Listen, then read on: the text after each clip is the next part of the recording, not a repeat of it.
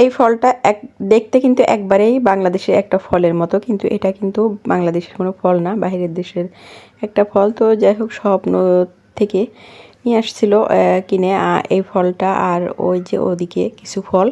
তো আমি ভাবলাম যে এটা দেখি একটু কেমন আর খেতে কেমন, কারণ ফার্স্ট টাইম এবার খাওয়া হবে। তো আমি প্রথমে খোসাটা ছিলে নিলাম, নেওয়ার পরে এখন ভিতরটা কেমন দেখি। তো ভিতরটা অনেকটা কিন্তু আমাদের বাংলাদেশে যে বাঙি আছে ফলটা, ওই ফলের মতোই দেখতে। এই যে বিচিগুলো মানে ওরকমই, শশার মতো যে বাঙির যে বিচিগুলো থাকে ওরকমই।